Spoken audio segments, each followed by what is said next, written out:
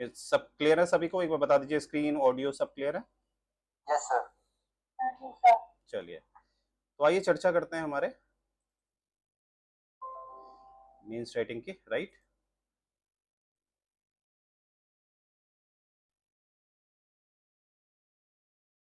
Okay, तो पहले एक बार क्वेश्चन को देख लेते हैं, क्योंकि क्वेश्चन को समझना बहुत ज़रूरी होता है। ये देखिए, तो यहाँ पर देखो कीवर्ड क्या है, क्रिटिकली। एक आपने जो अप्रोच अपनानी है वो कैसी अपनानी है, थोड़ा सा आलोचनात्मक। यानी कि इस तरह के क्वेश्चंस में ये आलोचना जो होती है, क्योंकि आप जितने भी फिलोसफर को पढ़ चुके हैं, कहीं ना कहीं हर फिलोसफर का एक एंटी फिलोसफर होता है, राइट। एग्जाम्पल, प्लाटो को किसने क्रिटिसाइज किया है? एरिस्टोटल। बिल्कुल। और आप ये भी कह सकते हैं कि प्लाटो को कहीं ना कहीं क्रिटिसाइज करने वाली हन्ना आर्डेंट भी है। एम आई राइट रॉन्ग? और वहीं पर हमें दिखता है, अगर मैं बोलूं जेरेमी बेंथम जो हैं, उनको क्रिटिसाइज किसने किया है? अगर मैं पूछूं आपसे, एडम स्मिथ को क्रिटिसाइज किसने किया है? बिल्कुल। तो देखो, क्योंकि अब आप लोग एक्सपीरियंस होल्डर हो गए ना, तो आपको पता रहता है किसने किसकी आलोचना करी है, क्रिटिसाइज किया है। तो कोशिश करिएगा अपने मेंस राइटिंग में, जैसे टेक एन एग्जांपल, आप कार्ल मार्क्स का कुछ लिख रहे हैं, तो कार्ल मार्क्स में आप एडम स्मिथ को डाल सकते हैं, अगर इस तरह के क्रिटिकली एग्जामाइन वाली बातें आती हैं, ठीक है। और जैसे कि मैंने हमेशा कहा, 2019 का क्वेश्चन है ये, और 10 मार्क्स में है, 150 वर्ड्स का। और मुझे बहुत अच्छा लगा इस बार कि आप लोगों ने वर्ड में बड़ा ध्यान दिया, राइट। वो चीज़ मुझे बहुत अच्छी लगी। चलिए, शुरुआत वर्षा मैम से ही होती है हमारी हर बार। वर्षा मैम, तो जो आपने शुरू किया बहुत अच्छा किया है, मुझे बहुत अच्छा लगा। कुछ हल्का सा मुझे लग रहा है कि कुछ मुझे लगा स्पेलिंग मिस्टेक हो रही है आपकी, ठीक है। कहीं कहीं पर, जैसे ये आपने क्या लिखा है, ये वाला बताओ। अब पूनम जी मुझे बताएंगे। पूनम जी, ये इनकी स्पेलिंग सही है?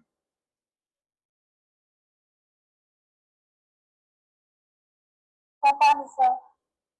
वर्षा जी, आपको क्या लगता है, स्पेलिंग सही है? संतुलन होगा ना। पे बिंदु बिल्कुल। और यहाँ पर देखो, वस्तुओं में क्या अंका बिंदा आता है? वस्तुओं को हम नाक से बोलते हैं। वस्तुओं होता है या वस्तुओं होता है? वस्तुओं। ठीक है, क्योंकि बाकी मुझे थोड़ा स्पेलिंग मिस्टेक मैंने पकड़ी है, बाकी ठीक है, बहुत अच्छा लिखा आपने। श्रम, कार्य और क्रिया, लेबर, वर्क और एक्शन, ठीक है, इसमें इन्होंने बात करी थी। और द ह्यूमन कंडीशन किताब इन्होंने लिखी है 1958 में, वेरी गुड। और यहाँ पर आपने ये भी दिखा रखा है कब ये पैदा हुई हैं और कब इनकी डेथ होती है। तो इस किताब में ही इन्होंने LWA के बारे में बता रखा है, श्रम के बारे में बता रखा है, कार्य के बारे में बता रखा है, क्रिया के बारे में बता रखा है। तो इसमें आपने बहुत सीधे तरीके से बात करी है, कोई शिकायत नहीं है मुझे, बहुत सिंपल तरीके से आपने बताया है, अच्छा लगा। अब यहाँ पर थोड़ा मुझे ये समझाओ, क्योंकि मैं आपको मार्क्स तभी नहीं दे पाया, राइटिंग के तो मैंने आपको पूरे ही दिए हैं, क्योंकि राइटिंग को मैं मैक्सिमम 3 में रखता हूँ। तो राइटिंग में तो कोई शिकायत नहीं है मुझे। ये देखिए, आप लोग सब, राइटिंग बहुत अच्छी है, इनकी साफ राइटिंग है एकदम।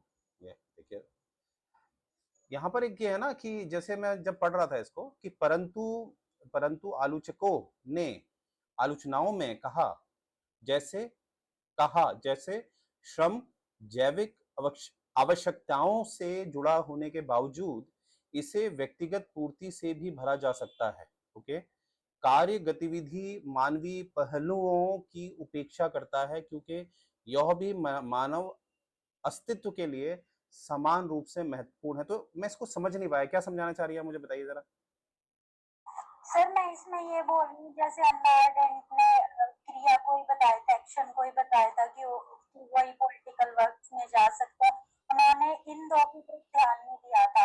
तो कि भाई मैं ये बोलती हूँ कि जैसे वो अपनी बेसिक नीड के लिए ही नहीं करते, श्रम में है जो, उनको अगर उनको भी चांस दिया जाए तो उनमें भी एक्शन वाले वो डाल सकते हैं, ऐसे ही सेम एज वर्क में। ओके, जैसे मेरा मुझे ये बताओ, ये श्रम वाले में क्या लिखा है आपने, सिर्फ श्रम वाले में क्या लिखा है आपने? जैविक आवश्यकताओं से जुड़ा होने के बावजूद इसे व्यक्तिगत पूर्ति से भी भरा जा सकता है। व्यक्तिगत पूर्ति से भरा जा सकता है, ऐसे क्या मतलब है? श्रम और व्यक्तिगत, जैसे सर श्रम में खाना आता है? आता है। तो यस सर, खाना जो होता है वो व्यक्तिगत होता है, नहीं होता है? यस सर होता है। अच्छा, जो हमारा इसमें एक तरह से जो रिप्रोडक्शन होता है, ठीक है? एक मानव प्रजाति जो फैलती है, तो प्रजनन कहते हैं जिसे हिंदी में, प्रजनन जो है, क्या वो व्यक्तिगत होता है या नहीं होता है? यस सर होता है। फिर आपने कैसे, मतलब क्या लिखना चाह रही थी? मैं उस चीज को क्लियर नहीं कर पकड़ पाया ना, वो तो व्यक्तिगत ही होता है। सर जैसे कि आइडेंटिटी ऑप्शन में जो भी इंक्लूड किए थे जो भी लोग, हम्म। उनको जो भी सुविधाएं दी थी, मेरा मतलब ये था कि श्रम में भी उनको भी वही सुविधाएं दी जाए। ओके ओके, देखो मैं वही कहता हूँ ना कि आप क्या लिखते हो उस पर बहुत देखो मैं समझ गया आप क्या कह रही हैं। देखना, मैं एक चीज समझाता हूँ यहाँ पर, इसको मैं लिखने जा रहा हूँ, ठीक है? लिख के समझाता हूँ। जैसे कोई आदमी है ना, जैसे आपने कभी देखा है डिस्कवरी चैनल पे एक बेयर ग्रिल करके आदमी आता था, अभी भी आता है? Yes sir, man right. Man versus wild, बिल्कुल। देखा है कभी वर्षा जी आपने? यस सर, यस सर, तो yes sir. Man versus wild में आप देखोगे वो अकेला ही जंगल में चला जाएगा। अब जंगल में वो क्या करेगा? सिर्फ खाना खाएगा। खाना वो क्या करेगा? जानवरों को मारेगा और खाना खाएगा। और एक टेंट लेके टेंट के अंदर रहेगा। यानी कि यहाँ पर वो सिर्फ वही कर रहा है जो एज पर हन्ना आर्डेंट, हन्ना आर्डेंट ने ये एक्टिविटीज कहाँ रखी हैं? लेबर में। लेबर में। पर यहाँ पर बेयर गिल ये एक्टिविटीज क्यों कर रहा है? वो इसलिए कर रहा है फॉर दी एडवेंचर। तो हन्ना आर्डेंट ने ये एडवेंचर वाली बातों को जिक्र नहीं किया। यानी कि जो श्रम है, श्रम में यानी कि लेबर में इस तरह की बातें उसने नहीं जोड़ी हैं। तो आलोचकों ने ये कहा है कि आपने एडवेंचर होता है आदमी के अंदर, वो अकेला ही निकल जाता है माउंट क्लाइंबिंग में, यस और नो? तो यस सर, उसकी बातें नहीं कही हैं। तो इस तरह से आपने इसकी आलोचना करनी होती है। देखो कितने सिंपल तरीके से मैंने समझाया कि आपको समझ में आया। Yes sir. हाँ, तो यहाँ पर थोड़ा मुझे ये लगा कि जो आपने आलोचना करने की कोशिश करी वो ठीक से नहीं हुई, ठीक है? क्या मेरी बात से सहमत है आप? Yes sir. तो बॉडी में मैं आपको दे रहा हूँ सिर्फ 1 मार्क्स, ठीक है? राइटिंग हो गया, बॉडी हो गया, कंक्लूजन, कंक्लूजन में मैं दे रहा हूँ आपको 2 मार्क्स, ठीक है? तो 3 2 5 6, इस बार आपके सबसे कम मार्क्स आए हैं,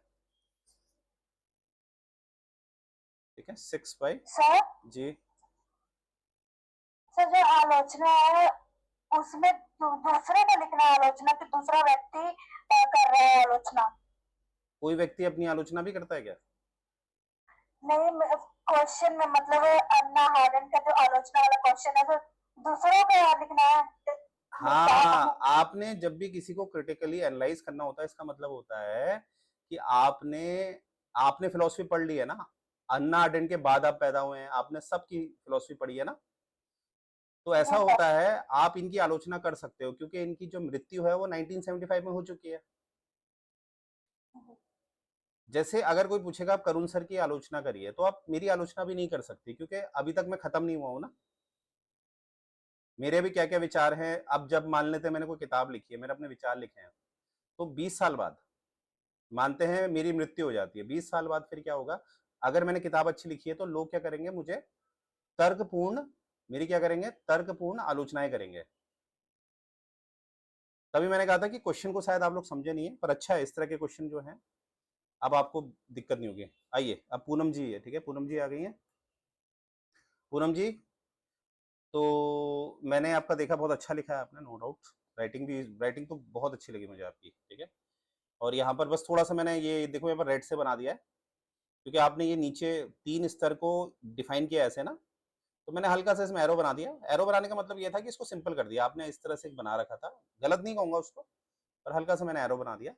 बाकी बहुत अच्छा लिखा आपने कि अमेरिकी दार्शनिक हन्ना अरेंट, इस तरह से प्रख्यात पुस्तक द ह्यूमन कंडीशन 1958 में मनुष्य की गतिविधि 3 स्तर बताए हैं। बिल्कुल सही बात है, श्रम बताया है और श्रम को आपने एक फ्लो में बता रखा है, बहुत अच्छा लगा। कार्य भी आपने बहुत अच्छा बताया है, नो डाउट। जैसे स्थायी वस्तुएं बनाकर सभ्यता का निर्माण करता है, बहुत अच्छा बताया है, ठीक है? और आपने इसको समझा रखा है, श्रम को यहाँ पर समझा रखा है। और कार्य को यहाँ पर समझा रखा है, और इस बार एरो में कोई गलती नहीं करी है आपने, एरो बहुत प्रॉपर बनाया है, बहुत अच्छा स्ट्रक्चर, बहुत अच्छा लग रहा है। जैसे आप सभी लोग देखिए कितना खूबसूरत स्ट्रक्चर लग रहा है और क्लीन दिख रहा है, क्लीन।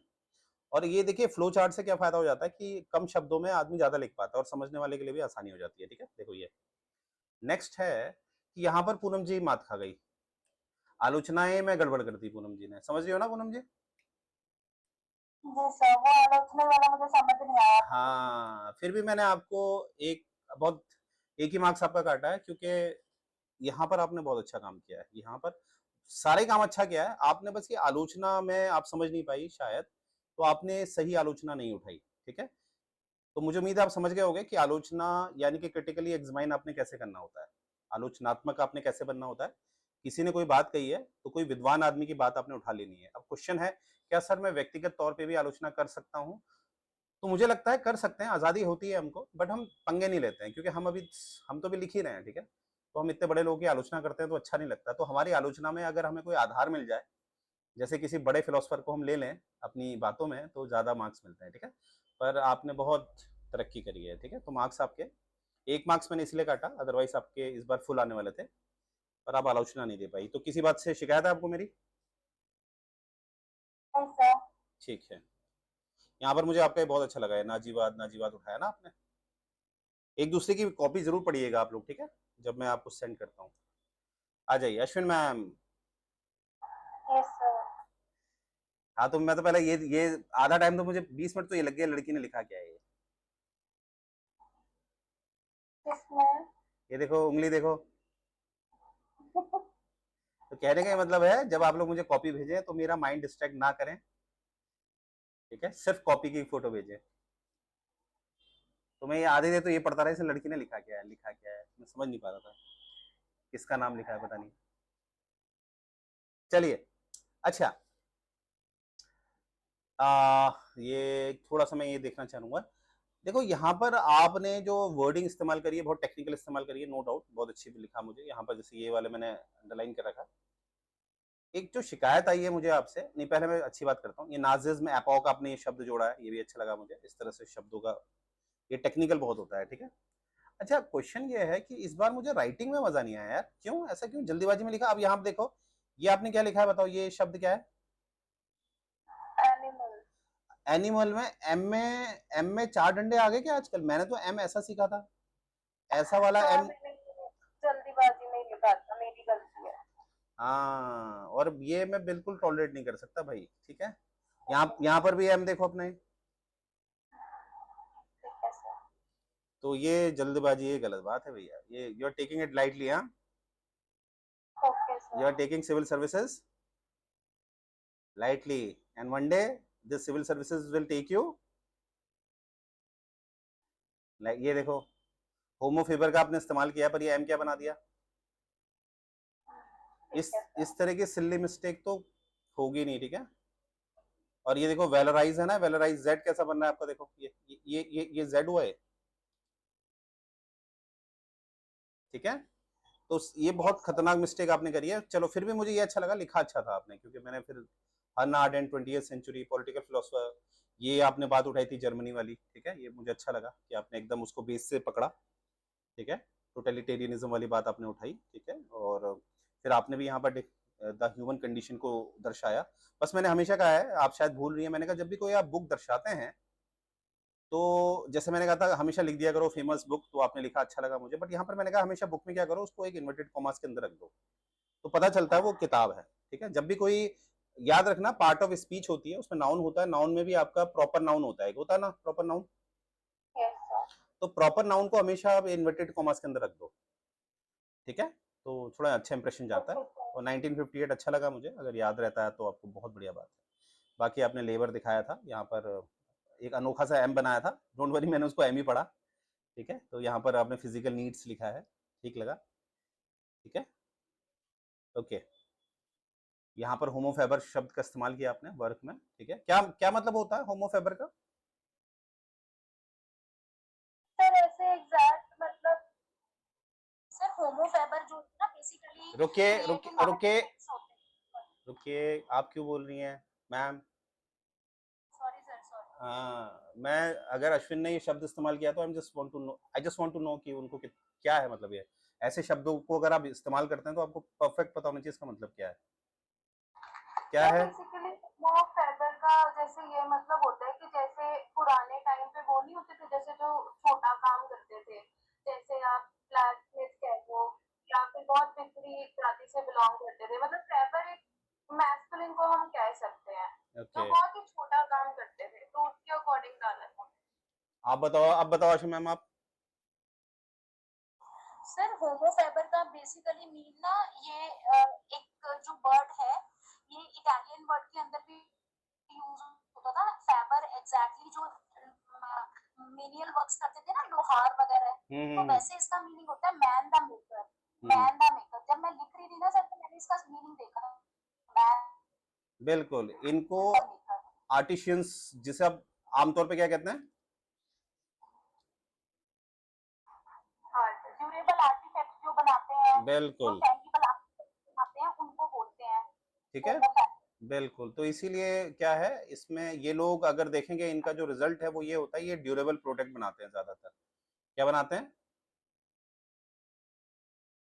और हमने ये एज पर हन्ना आर्डेंट आपको पता ही है उन्होंने क्या बात करी है वर्क में। ठीक है, ओके ओके ओके, ठीक है।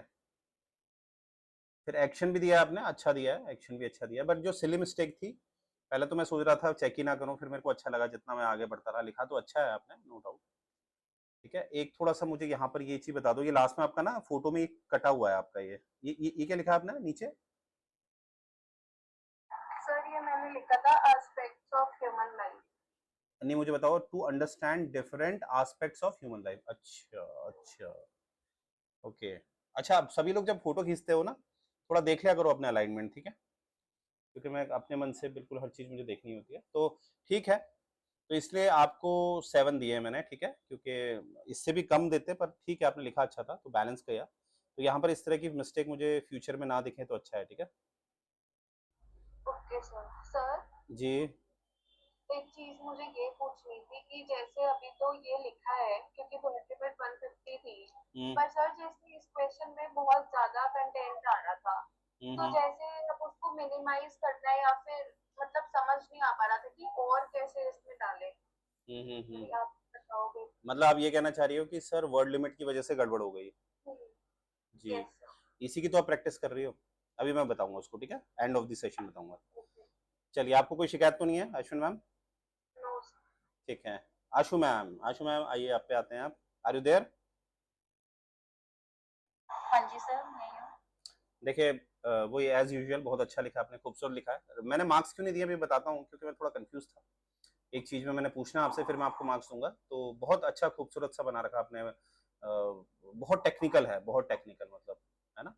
और पूरा आपने फ्लो चार्ट का इस्तेमाल किया हुआ है, राइटिंग पे बहुत अच्छी राइटिंग बना रखी है। कहीं कहीं पर मुझे ओवर राइटिंग दिखी थी। ये देखो, एक 1958 में 8 आपको ओवर राइटिंग में आ गया था। सर और ये ना पहले ना 50 मेरे दिमाग में आया, तो जब मैंने री रीड किया तो वो 58 बनाया क्योंकि 50 लिख दिया था। जी जी, कोई नहीं, जैसे आपने लिखा है 1950, क्या लिख दिया था हमने? 1950, ठीक है? तो तो आपको याद 58 आया कि बनाना था ना। आपको था कि 1958 होना चाहिए, तो आपने क्या करना है, सिंपल इसको काट देना है। क्या लिख देना? Okay sir. क्योंकि ओवर राइटिंग क्यों अलाउड नहीं होती, बताओ? मैं क्यों मना कर रहा हूँ? ओवर राइटिंग बिल्कुल अलाउड नहीं है, क्यों बताओ? क्योंकि सर वो मिस इंटरप्रेट कर देती है कई बार ना।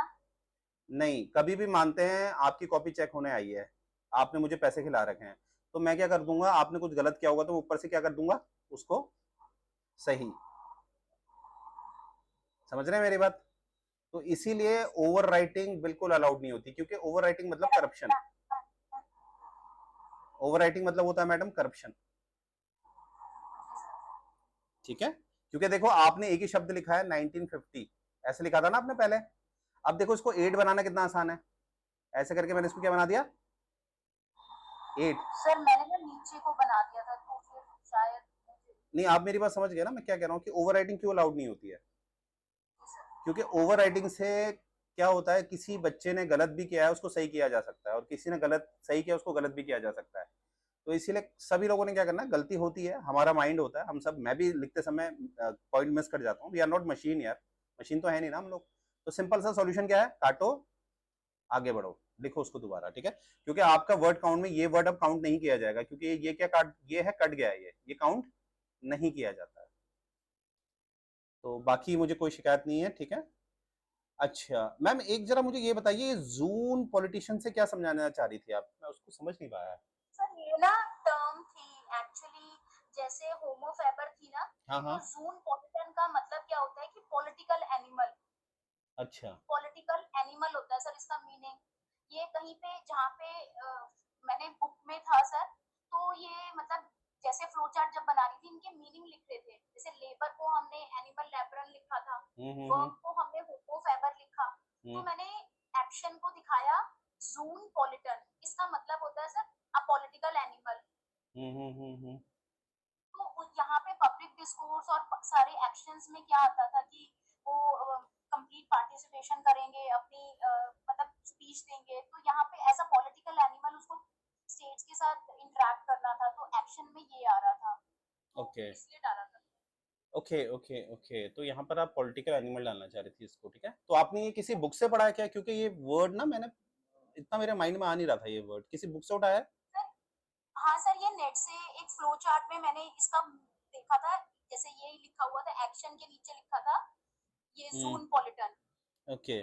अब जैसे मैं इसमें थोड़ा मेरी जो है ना एक्सपीरियंस वो मैं बताने जा रहा हूँ आपको, क्योंकि हमने जितना समझा है हन्ना अरेंट को ना, हन्ना अरेंट ने क्या किया है कि लेबर में उसने कह रखा है कि लेबर में इंसान ऐसे काम करता है जैसे जानवर, क्योंकि हाँ जब वो एनिमल लेबर बॉडी। वाले डोमेन में रहता है तो वो वही काम करता है जो आज जानवर भी करता है, ठीक है। हाँ जी तो कहने का मेरा ये मतलब है, मतलब मैं इसको गलत नहीं, क्योंकि आपने बुक से उठाया, क्योंकि मैं मेरी नॉलेज में नहीं है इतना कि इसको जून सर, मैं पॉलिटिशियन। ये अगर फ्लो चार्ट मैंने मतलब वर्ड को 2 बार वेरीफाई करके फिर नीचे लिखा था, क्योंकि मेरे पास वर्ड लिमिट थी, और इसको जैसे मेरे को ये था कि ये बताना है कि मैन जो है वो सोशल एनिमल है जी और जी जी जी। पॉलिटिक्स के साथ हाँ कुछ है मतलब जैसे पॉलिटिक्स। ये सोशल एनिमल वाली बात, ये एरिस्टोटल वाली बात, वो तो मैं समझ जाता ना। जैसे हन्ना आर्डेंट ने एक तरीके से समझाया था कि जो लेबर होता है, लेबर में इंसान जो होता है वो एनिमल की तरह होता है, वहां पर उसको हम जी एनिमल की कैटेगरी में रखते हैं, राइट, एज पर सर, हन्ना आर्डेंट, लेकिन एज पर ये हन्ना आर्डेंट। डालना चाहिए नहीं, ऐसे नहीं डालना चाहिए।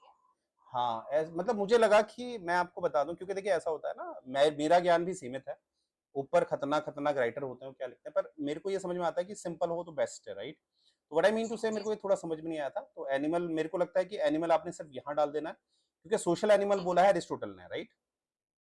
ठीक है सर, मैं सोशल पॉलिटिकल पर्सन, चलो ठीक है सर। हाँ जैसे यहाँ पर मैंने क्या कहा है, जैसे मैंने जब वर्षा जी की कॉपी चेक कर रहा था, तो जैसे यहाँ पर हन्ना आर्डेंट ने एक एनिमल और इंसान को एक ही बराबर रखा है लेबर वाले फॉर्म में, पर मैंने यहाँ पर बोला था एक एक एक जो इनको क्रिटिक कर सकते हैं आप, इनको क्रिटिसाइज कर सकते हैं, वो है कि एडवेंचर, इंसान एडवेंचर करता है, जानवर एडवेंचर करता है नहीं। उसका तो काम ही सिर्फ हाँ, सस्टेनेंस होता है, जैसे तो इसीलिए यहाँ पर काम एक करता क्रिटिक, रहता है हाँ, सस्टेनेंस। एक आपको आलोचना का एक आधार मिल जाता है एडवेंचर वाला, तो इस तरह से, ठीक है। तो व्हाट आई मीन टू से, तो क्योंकि मैं उतना समझ नहीं पा रहा था इसका क्या एग्जैक्टली आप कहना क्या चाह रही हैं, चलो ठीक है, फिर भी मुझे उम्मीद है, पर मैं इसके मार्क्स नहीं काट सकता, ठीक है, क्योंकि आप कह रही हैं लिखा हुआ है, तो मैं इसके मार्क्स नहीं काट रहा हूँ, पर मेरा एक सुझाव है कि एनिमल में आप यहीं रखना, ठीक है। जी अच्छा सर बाकी है, हाँ यहाँ पर जरा बताइए, यहाँ पर भी मैं समझ नहीं पाया था, ये यहाँ पर आपको दिख रहा होगा क्वेश्चन मार्क, आपने लिखा है कि सर हाँ जी हाँ जी।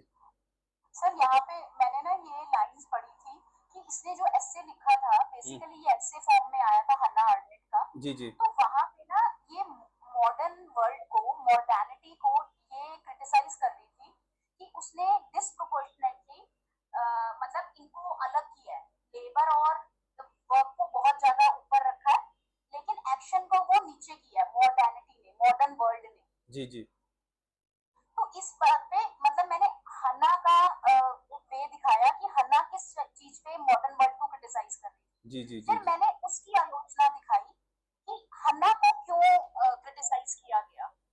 ओके हन्ना को सेकंड लाइन में मैंने हन्ना का क्रिटिसाइज्म दिखाया है कि जो उसने ये कंपार्टमेंटलाइजेशन की थी, ये कंपार्टमेंट्स जो बनाए थे इसने इन हम्म। एक्टिविटीज के, इसके अंदर इन्होंने क्या किया कि एक्शन को बहुत ज्यादा उच्च हाईएस्ट लेवल का दिखा दिया, ओके आइडियलाइज कर दिया ओके इनके, लेकिन दोनों चीजों को दिखाना चाहिए था, मतलब सबको इक्वलेंट दिखाती, अदरवाइज जो पॉजिटिव एस्पेक्ट्स हैं लेबर और वर्क के, जी वो तो ओवरकम हो गए ना, अंडरपिन्ड हो गए, जी जी अंडरस्कोर्ड हो गए एक्शन के अंदर। जी तो ये आलोचनाएं, इस क्रिटिक्स ने इसको इसीलिए क्रिटिसिज्म दिया था, इसका क्रिटिक किया था। लेकिन फिर भी नॉनदलेस करके मैंने इसको इवेंचुअली करके मतलब ये बताया कि जितनी उन्होंने रिसर्च की है लास्ट टाइम में, कि डेमोक्रेटिक लाइफ के लिए, एक अच्छी डेमोक्रेटिक लाइफ में जिसमें हम बैलेंस रख सके तीनों में, हम्म तो एक अच्छा एक वे था जिस तरह से इन्होंने ये मुद्दा उठाया था। इस ओके तरह से सर ओके ओके ओके। जैसे इसको, अगर जैसे आपने जो ये लाइन मैंने येलो से हाईलाइट करी है ना, इसको हाँ अगर मैं हिंदी में बोलूंगा तो कैसे बोलूंगा?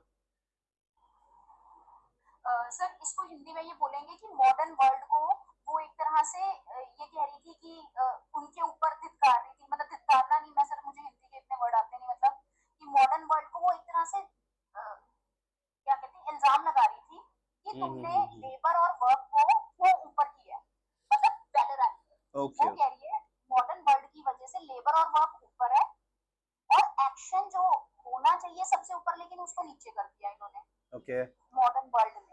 ओके। मॉडर्न वर्ल्ड उसका, ये उनका, मैंने सर ये लाइन लिखी है, शी डीम्स नेसेसरी। देखिए शी डीम्स मैं आपको एक सिंपल सी बात, जैसे प्लाटो है, अगर आपको आता है प्लाटो को, आप लोगों ने क्रिटिकली क्या करना है, एग्जामाइन। एनालाइज करना है या एग्जामाइन करना है, एक ही बात होती है, ठीक है? या इसको एग्जामाइन भी कहते हैं, ठीक है? या आपने आलोचनात्मक पद्धति का इस्तेमाल करना है। तो देखिए क्या होता है, आपने क्या करना है, प्लाटो के बारे में लिखना है। प्लाटो की, जैसे कोई भी वो पूछेंगे ना, कभी भी क्वेश्चन आएगा, वो आपको प्लाटो का जैसे पूछ देंगे थ्योरी ऑफ जस्टिस, जैसे उन्होंने पूछ दिया कि प्लाटो की थ्योरी ऑफ जस्टिस, और सभी लोग इसको अच्छी तरह सुनेंगे। प्लाटो की कभी भी जैसे कोई भी पॉइंट पूछा, थ्योरी ऑफ जस्टिस को आपने क्रिटिकली एनालाइज करना है या एग्जामाइन करना है, एक ही बात होती है। तो वहां पर क्या ध्यान देना है, नंबर वन आपने थोड़ा सा, क्योंकि वर्ड लिमिट होती है, तो थोड़ा सा थ्योरी ऑफ जस्टिस को समझा देना है जो प्लाटो ने दिया है, ठीक है?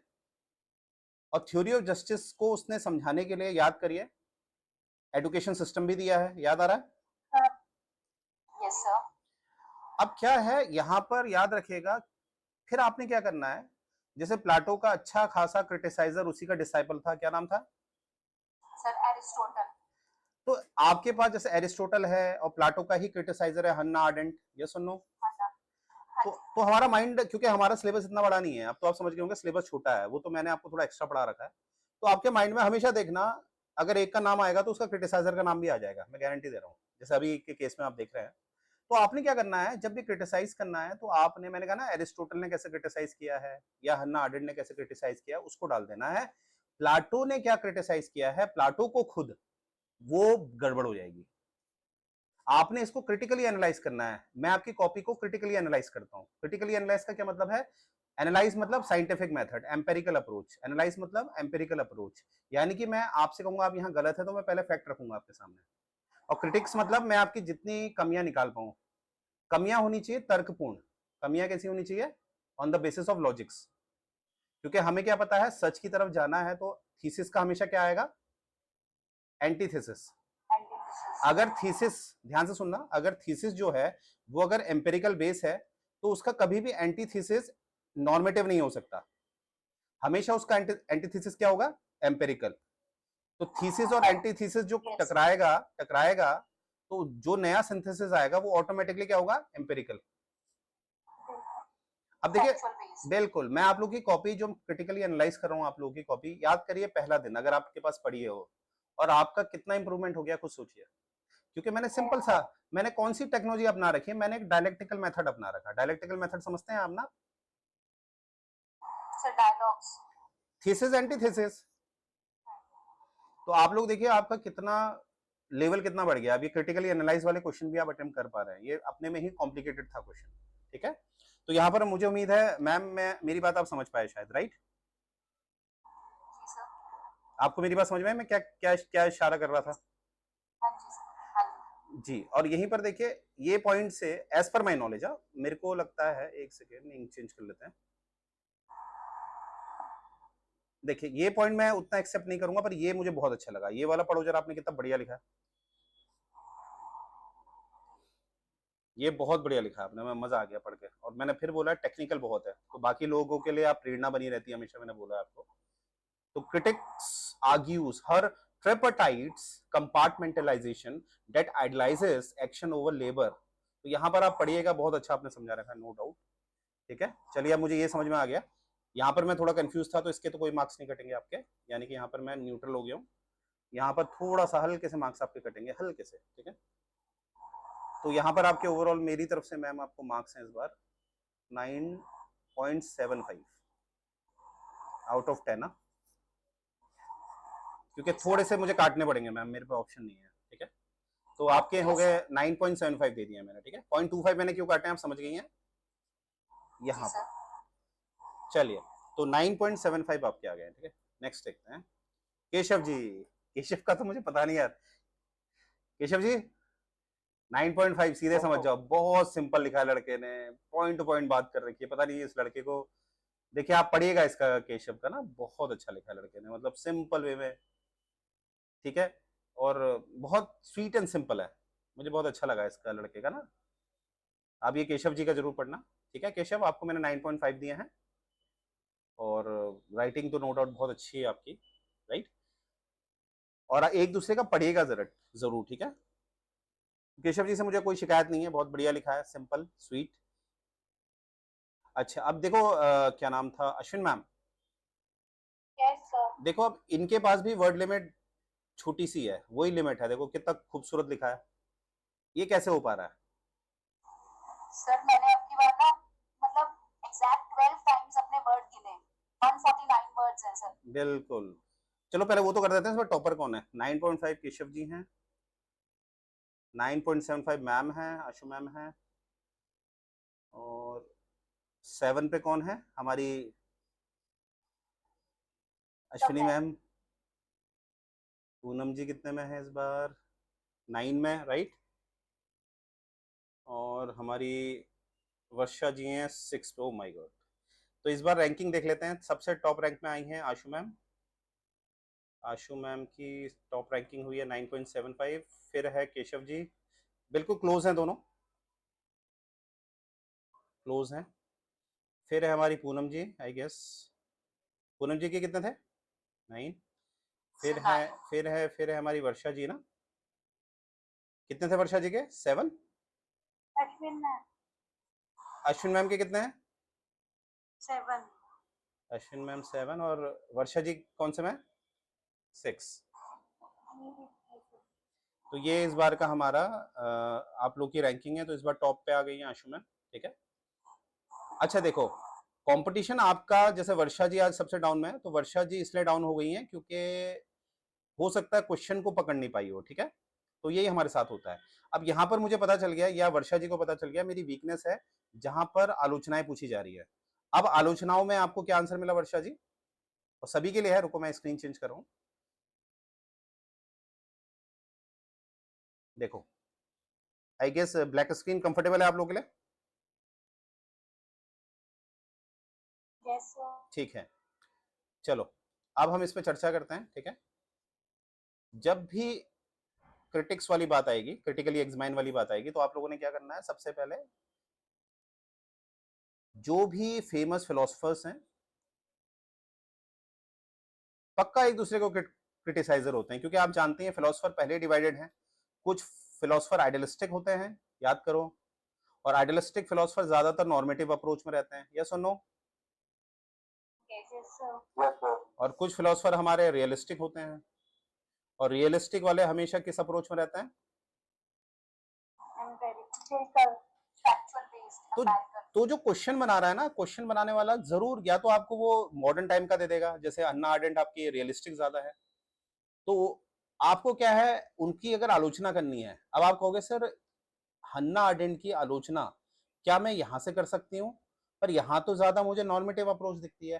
तो नॉर्मेटिव अप्रोच भी तो एक ज्ञान का वो है, ज्ञान का सोर्स है, उसको हमने ठुकराया थोड़ी ना है, क्योंकि समाज में नॉर्मेटिव अप्रोच होना भी जरूरी है। इमेजिन करिए अगर समाज से भगवान का अस्तित्व हट जाए, चाहे वो अल्लाह है, वाहे गुरु है, चाहे कोई भी धर्म का भगवान है, अगर उसका अस्तित्व हट गया तो समाज टिक पाएगा, बताइए, नहीं टिक पाएगा ना। तो इसीलिए आप क्या कर सकते हो, जैसे एक मैं छोटा सा एग्जांपल देता हूँ, शायद आपको बेहतर समझ में आ जाए क्या मैं कहना चाह रहा हूँ। मैं कहना चाह रहा हूं कुछ लोग होते हैं जब उन्हें आध्यात्म चाहिए होता है, आध्यात्म, तो वो क्या करते हैं, घर से बाहर चले जाते हैं, सिर्फ अपना जीवन खाने और योग करने में बिताते हैं। जैसे गौतम बुद्ध जी, बुद्धा, तो अगर बुद्धा का जीवन हम देखें, जब उन्होंने सब कुछ त्यागा, जब बुद्धा चले गए थे तपस्या करने में, तो वो खाना तो खाते होंगे ना, थोड़ा बहुत तो खाते ही होंगे अपने सर्वाइवल के लिए, तो वो क्या कर रहे थे, सिर्फ खाना खा रहे थे और सिर्फ तपस्या कर रहे थे, और इसके अलावा कुछ कर रहे थे नहीं, कर रहे थे ना। तो यानी कि बुद्धा को, बुद्धा की जो जीवनी है, अगर हन्ना अरेंट उसे रेट करेगी तो वो किस में डालेगी पता है,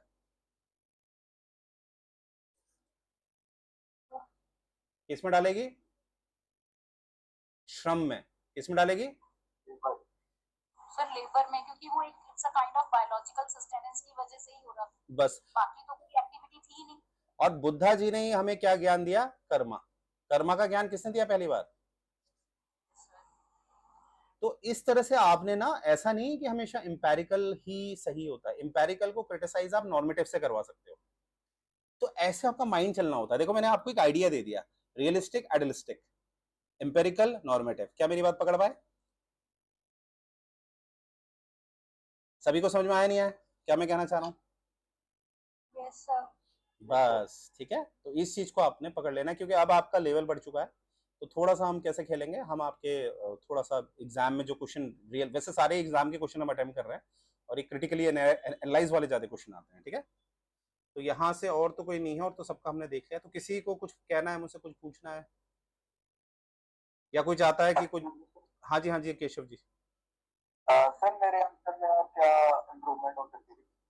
इम्प्रूवमेंट तुम्हारी क्रिटिक्स को ज्यादा इम्प्रोवाइज कर सकते थे, तुम्हारा जो क्रिटिक्स था ना, जैसे स्टार्टिंग तुमने बहुत खूबसूरत करी है, जैसे ये देखो, तुम जब अपनी कॉपी दोबारा पढ़ोगे तो तुम्हें दिखेगा कि जैसे मैंने अभी क्रिटिक्स बताए थे, जैसे एडवेंचर, जैसे बुद्धा, सुना ना तुमने, यस सर। इस तरह के क्रिटिक्स अगर आप रखते हैं जो ज्यादा रियलिस्टिक लगते हैं, जो सुनने में भी बहुत आसान लगते हैं, फिर समझ में आता है बात तो है, लॉजिक तो है, जैसे बेयर ग्रिल वाला नहीं दिया था मैंने, जी सर। तो इस तरह के क्रिटिक्स को हम इस्तेमाल करते हैं, तो जो कॉपी चेक करता है ना, उसको भी समझ में आता है, हाँ यार बात तो सही है। तो बस, जो तुम्हारा 0.5 मैंने काटा है, तुम देख रहे होगे टिक टिक टिक टिक, तुम्हारे कहीं पर भी स्पेलिंग मिस्टेक कहीं नहीं दिखी थी मुझे, और लिखा भी खूबसूरत लिखा है, बहुत साफ राइटिंग है तुम्हारी, राइटिंग तो मैंने हमेशा तुम्हारी फर्स्ट टाइम से कहा है, तुम्हारी राइटिंग बहुत अच्छी है, ठीक है, और लिखते भी शॉर्ट हो, बिल्कुल पॉइंट टू पॉइंट बात लिखते हो। पर जो 0.5 आपके मैंने काट दिए हैं, वो इसलिए काटे हैं क्योंकि जो क्रिटिक्स वाला पॉइंट था, उसमें मुझे, जो तुमसे मुझे उम्मीद है, उस पर तुम खरे नहीं उतरे हो, ठीक है, उस लेवल में जो मैं तुमसे एक्सपेक्टेशन रखता हूँ, you got the point. Yes sir, समझ गया। हाँ, अब मुझे बताइए और कौन है, और देखो आप लोगों के लिए अप्रिशिएबल बात है कि आप लोग जो मेंस में रियल क्वेश्चन आते हैं, उनको आप लोग अटेम्प्ट कर रहे हो। आप मुझे बताओ, आज से 6 महीने पहले, बिल्कुल जेन्युइन रहना, 6 महीने पहले अगर ऐसे क्वेश्चन आपके सामने आते, क्या आप लिख पाते, बताइए, ये क्वेश्चंस अगर आपके 6 महीने पहले आते, लिख पाते नहीं ना, तो आप समझिए, आप अपने लिए एक, अपने आप को अप्रिशिएट करिएगा कि आप इस लेवल के क्वेश्चंस को लिख पा रहे हैं। क्लियर।